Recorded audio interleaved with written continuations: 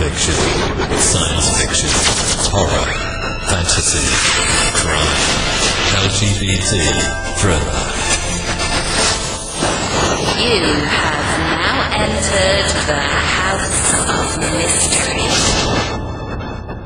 Mystery. Welcome back into the House of Mystery. I'm Al Warren. We got a missing host back. He didn't show last week. I don't know what happened to him. He was just Yeah, I was. It was my other side of the brain that wasn't working. So I was just kind of walking around and walking into walls. Yeah. And then I saw a text that you said, "Hey, I finished." Oops, I missed it. Yeah, you have another side of the brain that works.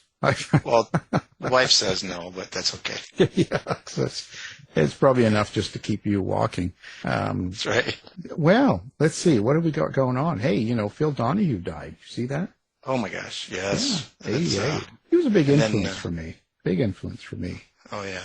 And then, he was always questioning things. Yeah. So that's a lot of challenges and stuff like that. And his wife.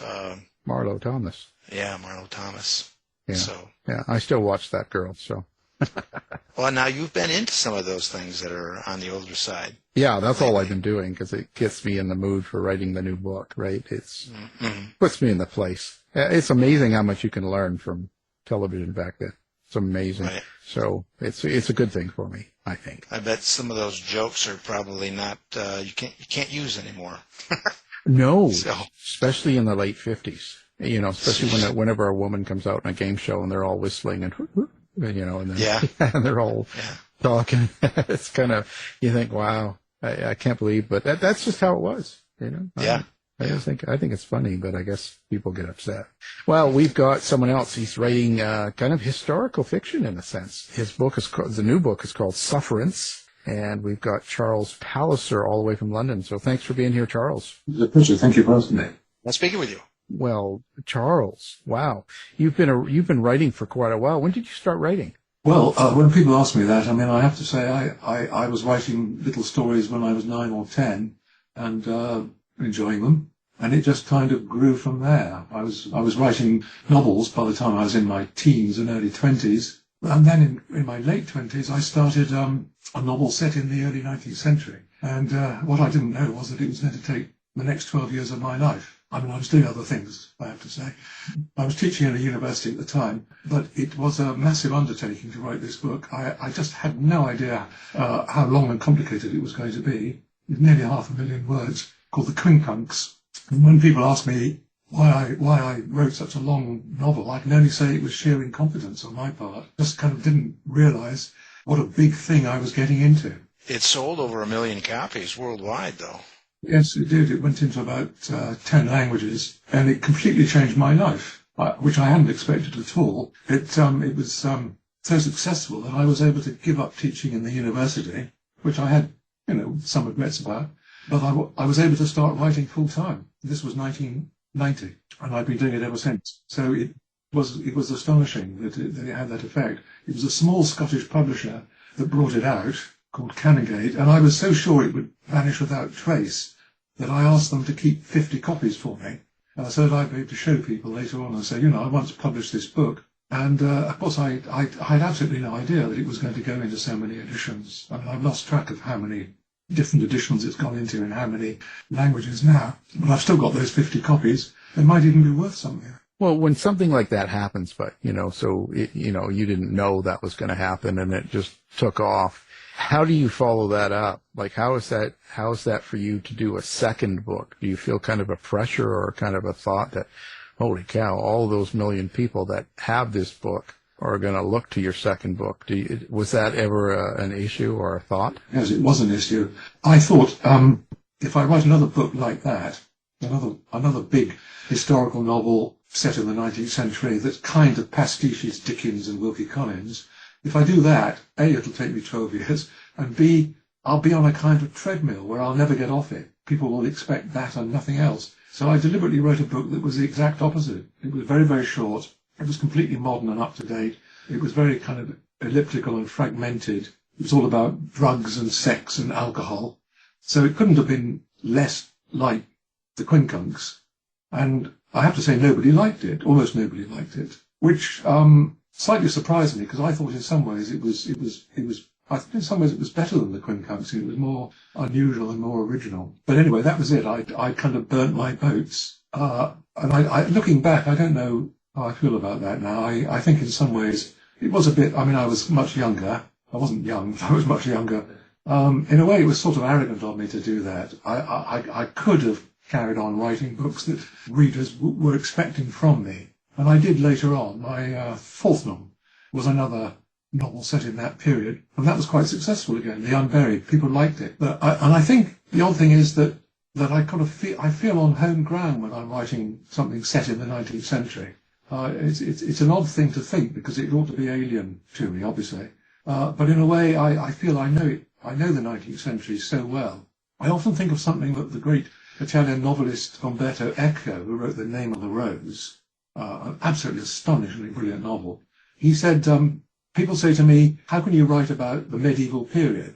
What do you know about the medieval period? And he said, I've spent my life studying the medieval period. He was a great medieval scholar, and I know it intimately. What do I know about the 20th century? It was the 20th century then. All I know is what I see on my television screen like everybody else. And I think that's a very interesting point. We all, in a way, we see the same reality through films and television and radio and so on. If somebody has really immersed themselves in an earlier period, they're going to come up with something that will be surprising. And I felt that really I did know the early 19th century pretty well. In some ways, I felt more at home in it than I did in my own time. Right. And I think there's a point also that when you go back and if you really immerse yourself into that time period, you see things from an inside point. So you notice a lot of things that you wouldn't if you were living there and you were there. Do you know what I mean? I think that's absolutely true. And actually, it's a huge problem for people who write historical novels. It's a terrible temptation, if you're writing about an earlier period, to make a huge fuss about things that they would have taken for granted. So, I don't know, you make a huge fuss about stagecoach travel or the sort of weird costumes that people wore in the Tudor period. And lots of historical novels really go overboard for stuff like that. And in fact, their characters would just not be interested in it. They just wouldn't notice it. Yeah, because I find that super important. I do a lot of stuff in the 20s and 30s, 40s even and stuff. And you really have to get, for me anyway, I want to see, as a writer, you want to think about that character. How do they live when they got up in the morning? What did they eat? What did they drink? How did they dress? Did they have a hot running water, shower, power? There's so many little aspects. Not that I need to write those details, but I need to make sure people understand how they lived and why they act and react to certain things. And I think the trick is to bring in the kind of period detail, but to do it in a way that your characters aren't kind of conscious of. Things that they will hardly notice will strike the reader as really weird. I mean, in the 19th century, it would be things like the fact that the people who were at all prosperous had lots of servants. And, we now find that completely bizarre. So you have to kind of have that happening, but almost unnoticed by your central characters. Yeah, I think that's key. That you've got to get your facts right. And when I was teaching creative writing, people asked me about doing research for a historical novel. I said, well, if you're writing about the Battle of Waterloo, you've got to know that they didn't have tanks then. So you've got to have the sort of the big thing. You've got to know about the really important things, but don't worry about the detail. And then months later, you might need to know what sort of buttons an officer of the Hussars would have had on his jacket.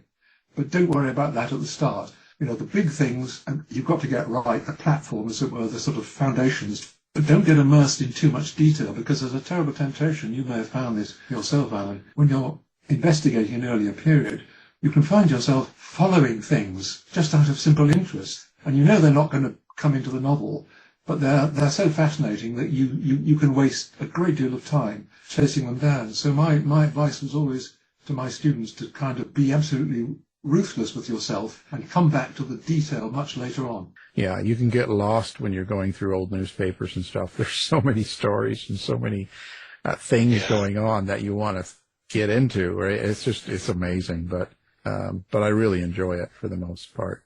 But you're right, it's time consuming. think the most difficult kind of historical period to write in is when you're fairly young and you're writing about a period that your parents or your grandparents can remember. Now, if you're writing about the 20s and 30s, that danger is vanishing pretty fast. But if you were writing about the 40s and 50s, which I'm old enough to remember, not the 40s, but the 50s and 60s, a lot of readers would know that you got things wrong, not just detailed things like not knowing that in Britain we didn't have colour television until, I think, about 1969. So a young person would probably assume it was there in the 50s or the early 60s. Well, it wasn't. So people my age would know that. We know when you got the kind of facts wrong, but we'd also know when you got attitudes wrong, uses of language wrong.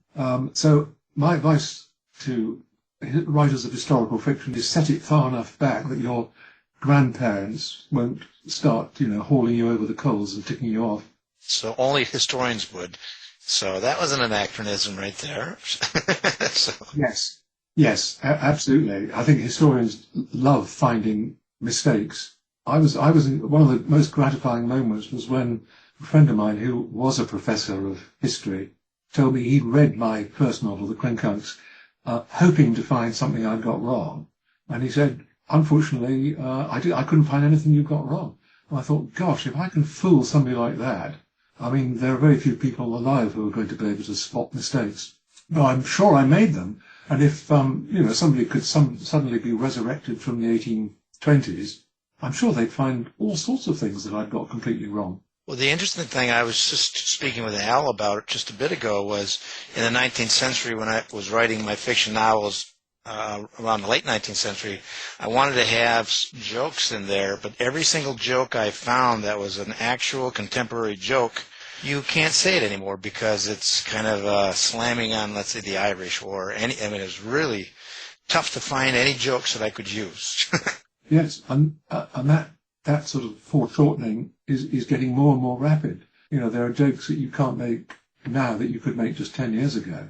One is just the term prostitute. Now, my editor always wanted me to change it to sex worker, but then I said, well, back then they were using the term prostitute, so we had to go back and forth with that one. Yeah, you have sensitivity readers now, don't you, going through looking for anything that might cause offence, and the things they find that might cause offence often seem utterly bizarre. I think, too, and also if you're bringing up jokes or something, or you got to make them self-deprecating. You got to make it so that your character's making fun of themselves. Do you know what I'm saying? That's how you can kind of bring in a sense of humor. Yeah. And get away with it rather than calling someone else something or telling a joke about something, making a joke about one of your characters, unless it's the point of view character. I essentially, because I worked out that the kind of comedy I find funny always is comedy against the person who's making the jokes. And the kind of comedy I've never found funny is kind of attacking other people. I mean, for example, Woody Allen is funny. Oh, am I allowed to say that now? Probably not. But Woody Allen is funny because he's sending himself up. He's created this character, this loser, this sort of whinging, self-pitying character, and he mocks that. And that is funny. And that there are comedians who've made a living out of doing that, and they are funny. Often what they're doing is, in a way, they're actually exposing themselves very painfully on stage. So it's funny, but it's funny painful. The kind of comedians who just jeer at other people are not exposing themselves. They're not risking anything, and I just don't find them funny. Yeah, and I think it works over a period of time as well. You can listen to that type of humor, and it works. It doesn't matter what the sensitivity is. For me, it works pretty good. I like that. I make fun of myself all the time. It just, it works better. Yes. And nobody, it's kind of unusual. There's sensitivity and stuff, but nobody ever comes back and says, "Oh, you shouldn't talk that way about yourself, Al." They just laugh. I suppose that will be the next thing that people will start banning. Not just making remarks about other people, but even making remarks about yourself will soon become very risky, I suppose. But comedy is such a strange thing. I mean, I wrote one novel, Betrayals, which I set out to make as funny as I could. I must have a very unusual and warped sense of humour, because a lot of people read it without realising it was meant to be funny. Although I have to say, a few people got it and did find it funny. I think comedy is, in a way, the important thing about comedy, the reason why Dickens and Shakespeare, for example, are great writers, is because it seems to me that their vision of the world is comic, and the comic vision is always much wiser than the tragic vision, because the tragic vision focuses on the negative things, illness, betrayal, cruelty, evil, and finally death. And comedy sees all those things. It doesn't leave them out, but it kind of widens the camera angle and draws back and says, yes, there are all those terrible things in life, but there's also absurdity and comic accidents. It's like that poem of Auden about the death of Icarus, the figure falling out of the sky to his death. And Auden says he's writing about a painting, I think, by Bruegel, and he says, while this tragedy is taking place, the painter shows a horse scratching its backside against a tree, and that image, for me, it's very eloquent. If the writer tries to leave out the comic aspect, the result is actually, usually, not always, but usually it's actually much less convincing than if the writer can include the comic vision along with the darker tragic vision. It makes it real that way. Yes, because we all know that life is those things. I mean, that's why Shakespeare, I suppose, is a great writer, because in even his most tragic plays, in something like Lear, I mean, you've got a mad king raging on a heath in a thunderstorm, but then you've got the fool making jokes, which are quite funny, not all of them, but they're bitter, but they are also wry, and they're placing the mad king in a kind of bigger context. I mean, for me, Lear is the most extraordinary work of all. Having said how important the comic element is, I have to admit that in my last novel, Sufferance, there isn't any comedy at all. I think that's unusual for me. I hope it's unusual for me. And sometimes there are topics where the comic really isn't appropriate, and that was certainly. Well, let's talk about Sufferance. Let's talk about what is the premise of the book, so listeners know. Well, it really goes back to really why I became a writer, I think. I mean, I have to take you back to a small town in Cornwall, and I'm in the public library at the age of 13, and I pull a book off the shelves, and it's actually a book about Auschwitz. And this was 1962, or 1961, I think. I'm that old. And at that time, nobody talked about the Holocaust. The word wasn't used. I'd never heard of it. It just wasn't around. It wasn't discussed. It wasn't on television. It wasn't in the movies. It wasn't in most novels. There were very few novels that tackled it. And so there I was, standing in the library, opening this book and seeing these photographs that we're now familiar with of piles of corpses waiting to be cremated. And it had a devastating effect on me. I mean, I took the book home and read it, and I suddenly had a sort of insight into human nature which was completely different from anything I'd experienced before. A sudden vision of darkness and evil, and so my sort of assumptions about life were really turned upside down. It took me quite a long time to kind of come to terms with that. I think that was really, in a way, that was perhaps that planted the seeds of me becoming a novelist, because I think I then felt I've got to understand this. I've got to understand humanity. I've got to understand how human beings can be so kind and generous and fall in love and do all these wonderful positive things that we do. And yet at the same time, we can do something like that. One of the most sophisticated civilized nations in the world, Germany, can be taken over by people who can set up factories of death and wipe out 6 million people. So I always knew I had to write about it. And of course, later on, in about the 1980s, it suddenly came into prominence, and people started making films and writing books and so on about it. And I then began to think, well, so much has been said about it, I won't try and write anything about it unless I can see some angle that I don't think people have really looked at before. And it kind of gestated in my mind for a very, very long time. Now, I'm really talking about sort of 30, maybe 40 years, even longer if we go back to when I was 13, obviously. And then gradually I began to think that the Holocaust is nearly always, it's seen in terms of perpetrators and victims. the utterly wicked people who did it and the completely innocent victims who underwent it. And usually we see it from the point of view of the victims, quite understandably. But I thought, well, actually, 99% of the population of the countries in which these things were happening, Poland, Lithuania, the Baltic provinces, and so on, Hungary, 99% of the people were neither victims nor perpetrators. They were caught in between. Some of them knew what was happening, some of them didn't know, some of them chose not to know. And I thought that is really the interesting question. Can I take an ordinary family living in a country where this is starting to happen and show how they move from not having the faintest idea that this is going to happen to finding themselves caught up in it, implicated in it, and completely dominated and finally compromised by it? How did a whole society go over to a system in which a particular group of people were being hunted down and persecuted and rounded up, isolated, and eventually carted off and murdered?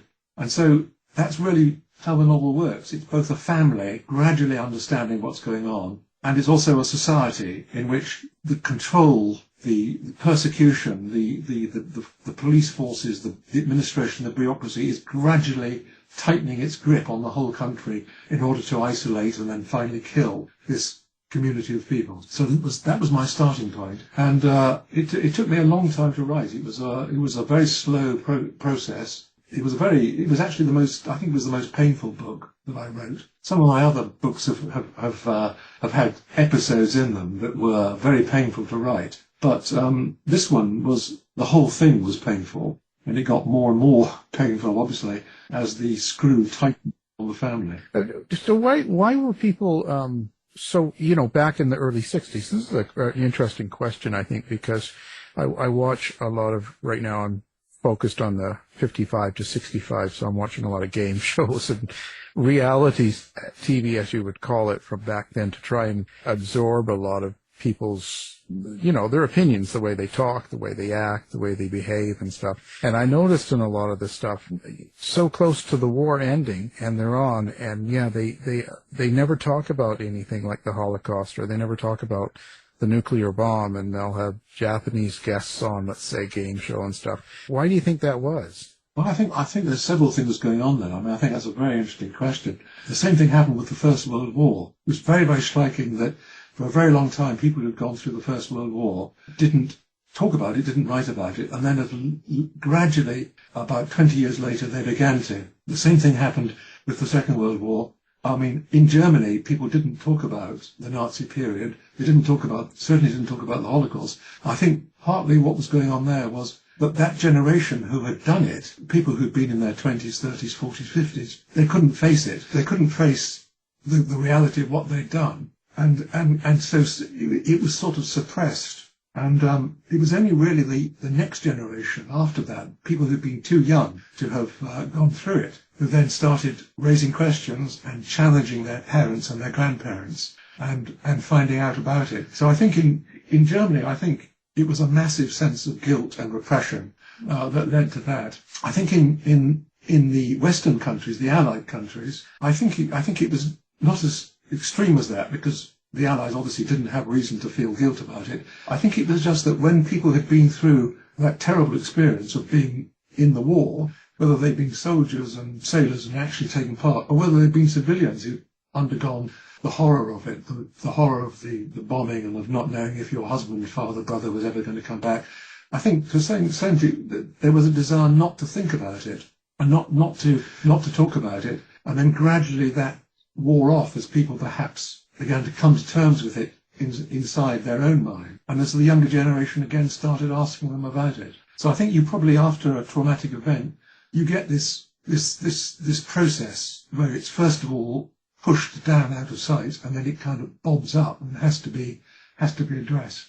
And I suppose the same thing is true for that great horror that the Allies did perpetrate, which was the first nuclear weapon. I think probably people at first felt simple relief that detonating those two bombs on Nagasaki and Hiroshima meant that the war ended. There'd be no more killing. But then, of course, people knew what that had done. They saw the horror of what that had caused.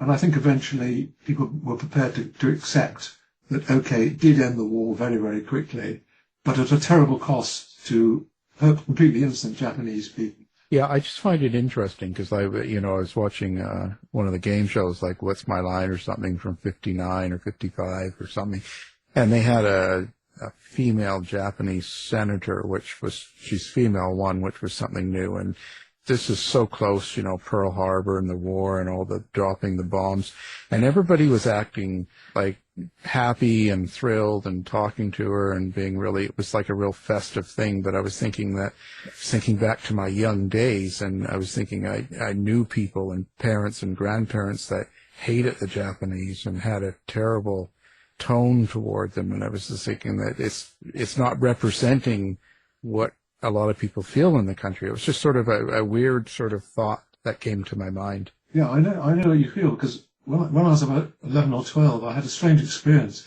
My mother, I have to preface this by saying, my mother really was the sweetest, kindest, gentlest person on the planet. And one day we were driving along, we picked up a young man who was hitchhiking, and when he got into the car, it turned out he was German. And we chatted. My mother chatted to him perfectly affably and politely. And when he got out, she turned to me and said how difficult that was. And when she realized he was German, she wanted to stop the car and tell him to get out. And I was absolutely astounded by this, coming from my mother of all people. And then she talked about how she'd gone through the war. She'd been in the army. She'd been in the Blitz. She'd endured bombing, rationing, blackouts. She'd had 2 young men she was engaged to killed one after the other. And she couldn't help blaming the Germans, even though rationally she knew that young man would have been a child at the end of the war. It was still for her this kind of visceral thing. She said she couldn't stand to hear German spoken. I couldn't judge her. I mean, I could only say to myself, well, that seems very strange to me. And since then, of course, I've known some completely delightful German people. I have no ill feelings at all about Germany. I don't connect it with what happened.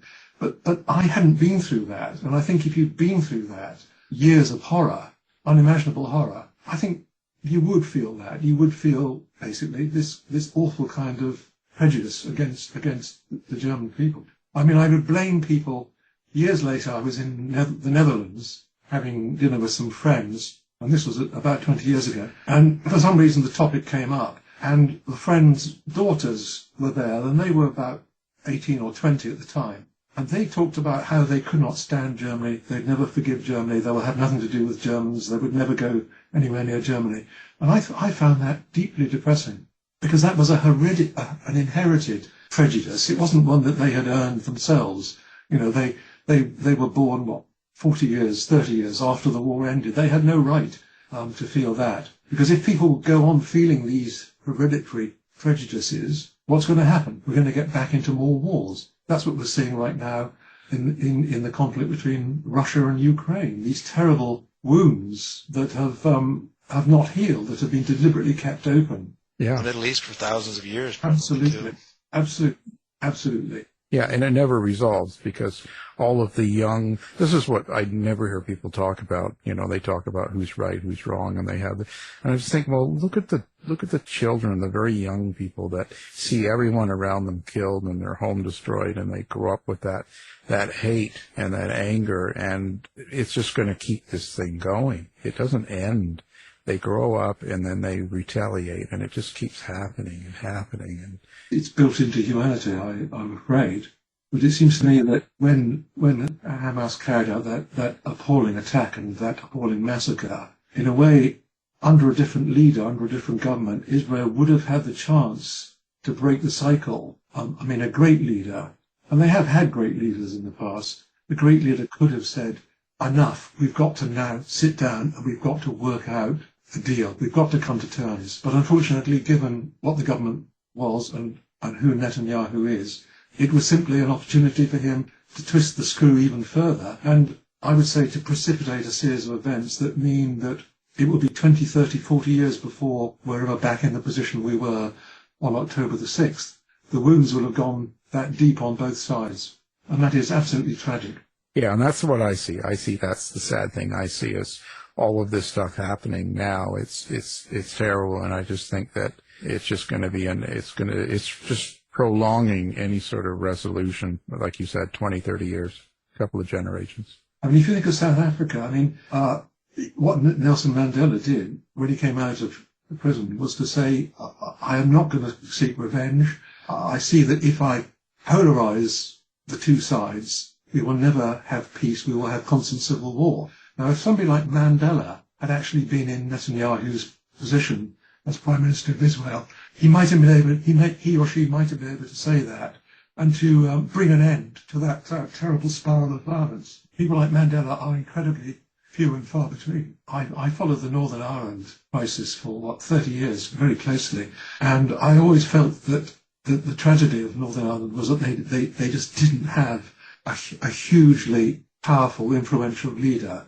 Somebody like Roosevelt or Churchill or de Gaulle, these extraordinary people who emerged during the Second World War, somebody who would have been able to be trusted by both sides and bring about peace. And that's what Israel and Palestine at the same time they're both crying out for that. I mean, leaders like this do appear at intervals, and they do sometimes come into power, but they are very few and far between. I guess when you're writing the characters of this, as they're fictional, that must be probably the hardest part, like how getting into that mindset of your characters and how they feel and how they talk, the dialogue and stuff. Do you have a certain method of creating that? You know, I think I really don't, because when I used to teach creative writing, I always found that the most impossible thing to give to students. You know, I could talk about plot and narrative and structure and the importance of leaving things out and creating tension and mystery and all the rest of it, the kind of mechanics of it. But I do think that creating character is the most mysterious part of writing fiction. I mean, there are many, many novels, I'm sure we all know, where we don't think the plot is interesting or believable. You know, the narrative freaks along, or it's cliched, or it never gets off the ground. But we read on because we're fascinated by one or more of the characters. You know, character is absolutely the most fertile, rich and enticing part of a novel. I don't know how I do it, in as much as I do it. I don't know how well I do it.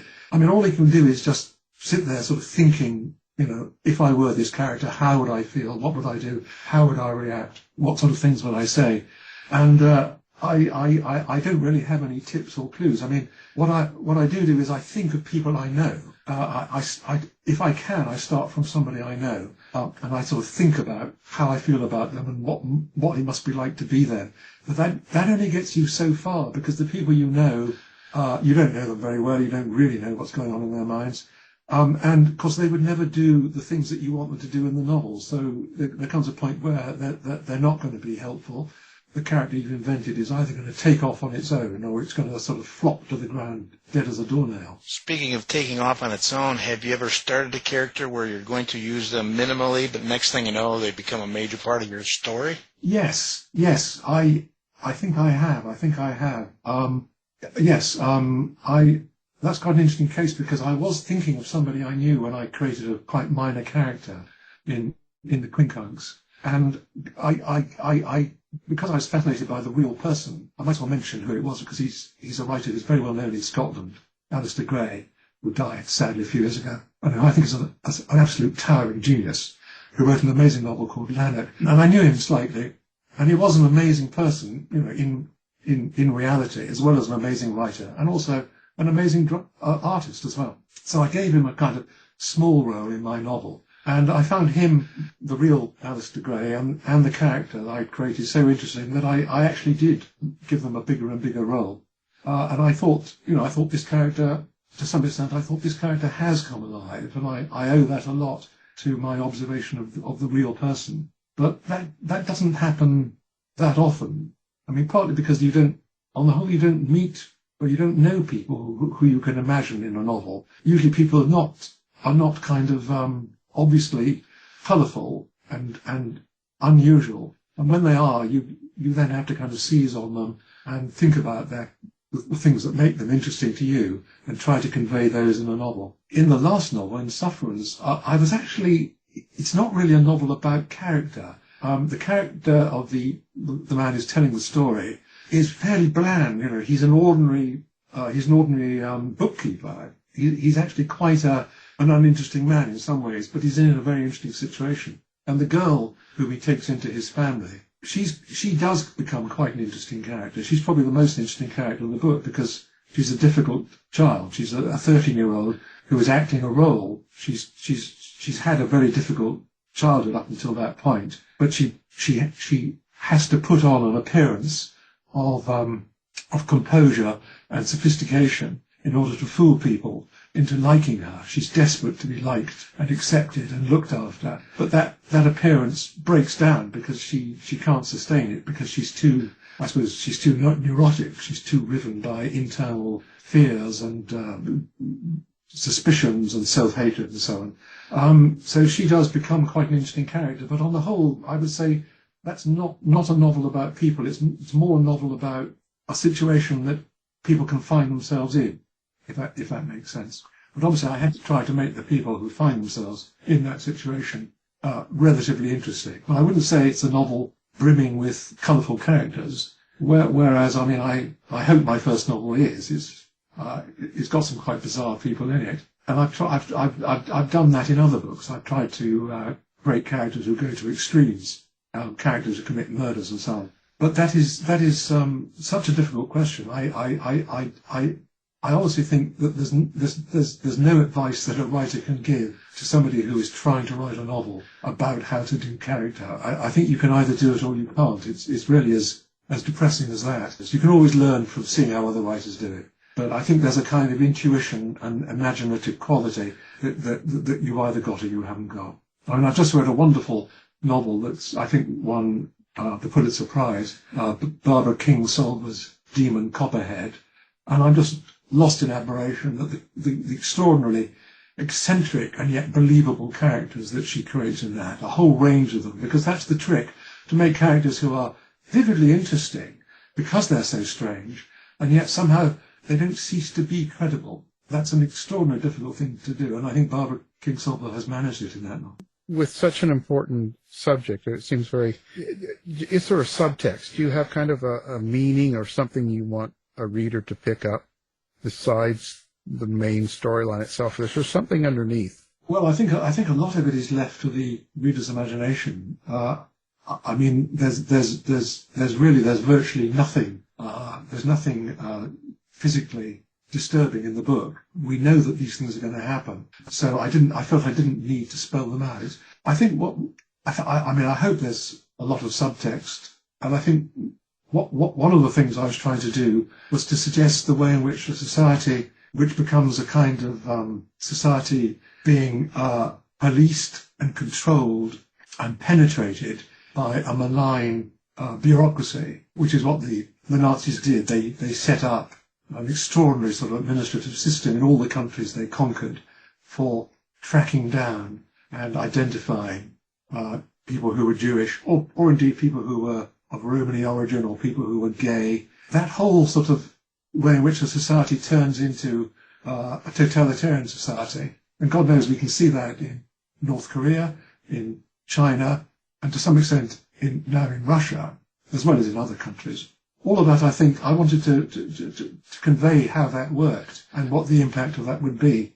And so the sense that my characters gradually acquire, because at first, of course, this isn't happening, but the country is invaded and occupied, and then this whole machinery of repression and terror starts to unravel, unroll. They gradually realise how their lives are being constrained and constricted, how they cannot trust anybody, how their neighbours are watching each other, their neighbours are watching them. There's a concierge in the apartment building in which they live, who's been, in effect, recruited by the authorities to spy on everybody for a reward, and she becomes increasingly suspicious. The people at work, my narrator realises he can't trust. Nobody will tell anyone anything. Some of their colleagues suddenly stop coming to work. And the reason, of course, is that they're Jewish, but nobody dares even say that. Nobody dares even say, where is so-and-so? I haven't seen him for a couple of weeks. So that sense of being terrified of everybody and being terrified even of things, innocent things that you might say to people, I wanted to convey that because, I mean, that is something that is ubiquitous and omnipresent. It's happening in lots of societies. And I mean, to some extent, it happens in our own society. I mean, this is why I think the American elevation of freedom of speech, because I think America is the country that values freedom of speech more than any other country does, certainly more than Britain does. It's always had this belief that the first freedom is the freedom of people to express and share views. That's why I think that is so absolutely crucial. And I'm starting to see it as being threatened, even in our Western democracies, and threatened for, well, people who are well-intentioned and who think that stopping people saying things is the right thing to do, because people shouldn't say those things, because people shouldn't hold those views. But people seem to be losing the awareness of how dangerous that is, because who will decide what it is that you can and can't say? Somebody will make those decisions, and it may not be people who you yourself agree with. So once we lose the ability to just stand up in public and say things that people find offensive, I think we're all in terrible trouble. And America, as I say, has been the beacon on freedom of speech for the Western world. You know, freedom of speech is not valued as highly in the United Kingdom. It's not valued as highly in France, which is a country I know quite well. It's not valued as highly in most European countries, any European countries, I would say, compared with the United States.